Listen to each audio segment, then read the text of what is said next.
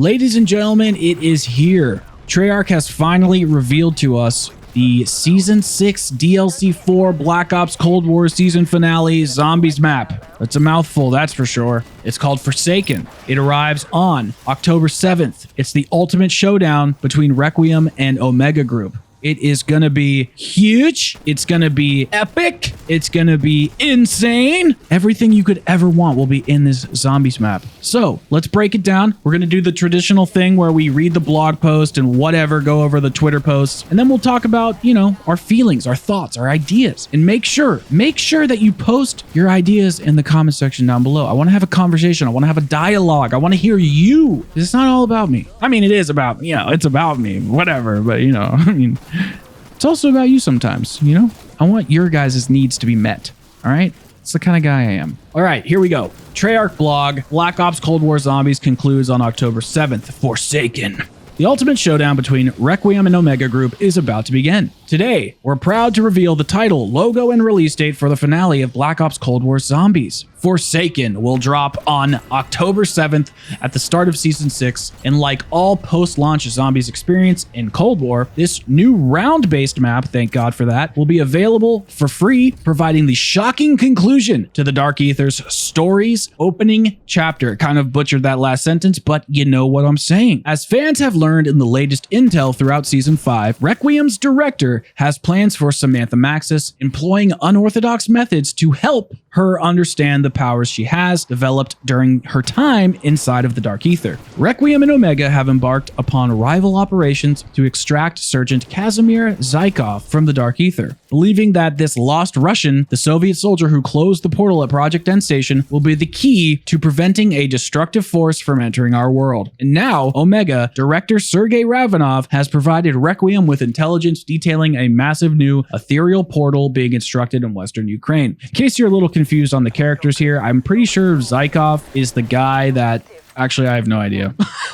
I really don't even know. All I know is Ravanov is the guy that was in Firebase Z and the Ural Mountains. All right, whatever. I don't know what I'm talking about. So a little more intel incoming with Agent Maxis understanding the path ahead of her and her own role in determining the fate of our dimension. The stakes couldn't possibly be higher. Be sure to turn on notifications, blah, blah, blah, for more information on what's coming in Zombies in Forsaken, including the official Season 6 gameplay trailer and more teasers you won't want to miss. What the hell is wrong with me? And more teasers you won't want to miss. Who knows what else is waiting in the Dark Aether? Okay, awesome blog post, Treyarch. And Treyarch didn't stop there. They actually went ahead and posted a little bit later the schematic for the Wonder Weapon inside of this map. Now, I hope that this is not the only Wonder Weapon in this map. I hope that there are multiple, and I hope that it's pretty freaking cool because right now I'm not that hyped for it. It looks like the nail gun and the Hell's Redeemer mixed with the Dark Aether, and I don't know, I'm not too impressed, but we'll get to that a little later. So there's a note on it that says, Carver, one of our teams recovered this from the Dark Aether. Seems to be a schematic for an ancient weapon. Looks like you'll get your wish for an authentic Dark Aether weapon after all. Strauss. And it kind of shows it broken in half and then kind of constructed, and it looks like you just glue the pieces together, and I don't know, it looks like the femur of a Tempest or something. I don't know, kind of interesting. Not totally for it or against it, but I guess we'll have to see. The tweet quote says, forged in the pools of Etheria, two forms the Chrysalax shall take. Ooh. And this is all to stop the Forsaken, which is the ultimate baddie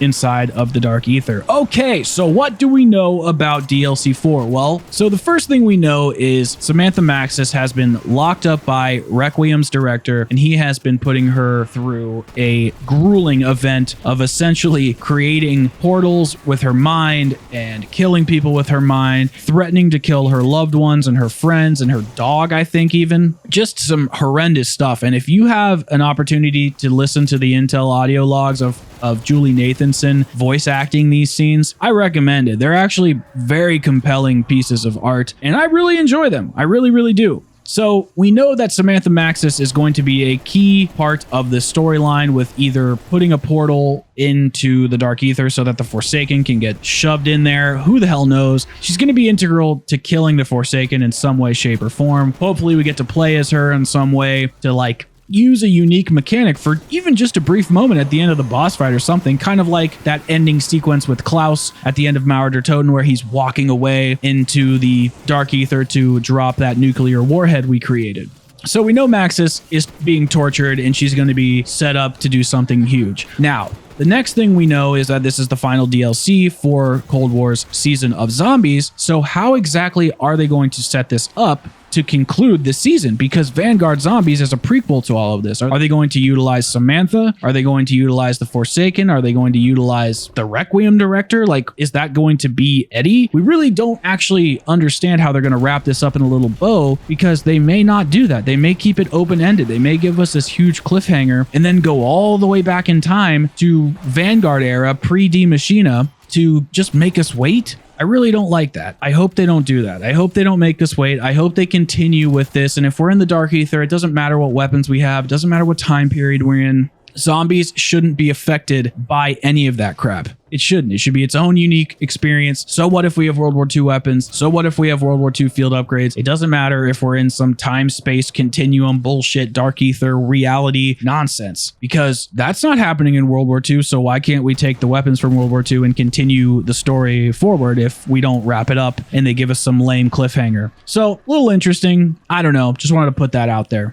Now, I briefly just said that Requiem's director is Eddie. Are they going to reveal Richtofen at the end of this season? I don't know. I really don't know. It doesn't feel like that's what they want to do. I know that the director of Requiem is going to be revealed, but they've been hammering the Samantha stuff a lot more than the director of Requiem. I know he's in those audio logs, but it really feels like the Samantha thing is way more important to them than revealing who the director is. Although I think we will find that out, and it is likely to be Eddie. But again, who the hell knows? They could hold that out on us. He could be the Forsaken for all the hell we know. I honestly don't understand where the story is going. All I know is that Samantha is key because she has all of this Dark Ether energy and she is able to control shit with her mind. We also know that this mission is based off of the red light, green light mission from the campaign. And, you know, I've been going on and off about this. At first, I was a little annoyed because the campaign missions they've been choosing have been so lame and lackluster. But then the more I thought about it, that mission has so many different spaces in it. It has Anywhere Town USA. It has the opening sequence of being outside in this like airfield kind of thing. Then you go into the building and there's lockers and like a factory area. And like I said, you make your way through the Anywhere Town USA bit. And then you get to another factory type of lab area. And that's probably where we will be hanging out, in the lab area. Makes the most sense. That's where they would build a portal in Ukraine. So I kind of think that's where we're going to be headed, but they could really do anything with it. Like, they could just kind of set up the premise of having us be in this laboratory, but then we take a portal and we are just in the Dark Ether, and it's this crazy space that we would have no idea about because they're not going to show it to us, meaning that the assets are purely created for zombies, which I hope they do that. I hope that this picture of the red light, green light mission was actually kind of a tease in the wrong direction, like letting us know, hey, we're going into the space, but don't worry, guys, it's going to be bigger and better than you could ever imagine. And I also want to say that it really does feel like Mauer der Toten was the big bad map of the season. That was going to be the epic climax of the season. Doesn't seem like they're really promoting this map nearly as heavily as they were with Mauer der Toten. So I hope I'm wrong and that this map is just super fucking epic. I really do. I really do. So I guess my final feelings of this map, my final conclusion is I'm a little bit hopeful because, and I know this sounds like I'm judging a book by its cover, and I am, but the name and the logo, the atmosphere really makes me believe that this map is going to be a little bit different than the experiences that we've been getting so far. Yes, we might be in a lab or a base or whatever the hell like we have been, which is very lame, but this logo and the emphasis on the Dark Ether and Samantha creating portals and killing things with her mind and this wonder weapon, it really makes me believe that this is kind of more in line with BO3 style maps. Like, the logo is so unique. It looks very different to the other logos we have seen for Cold War Zombies in the past with D Machina, Firebase Z, and Mauer der Toten. Those logos have been a little more traditional and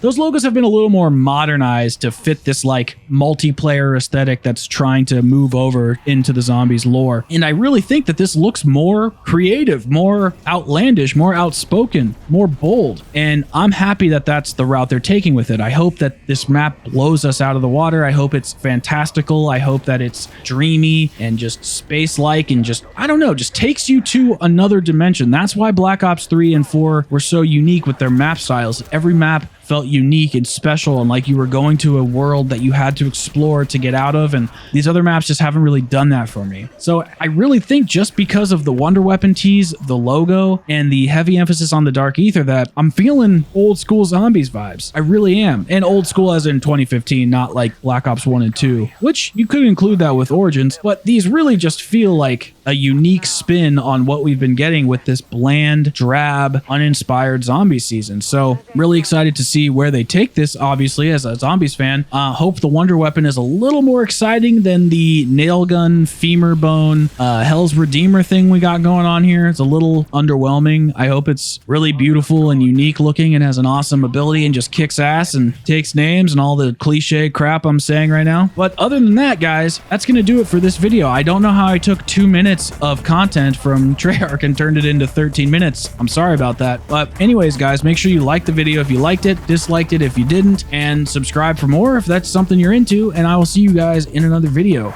Peace out, everybody.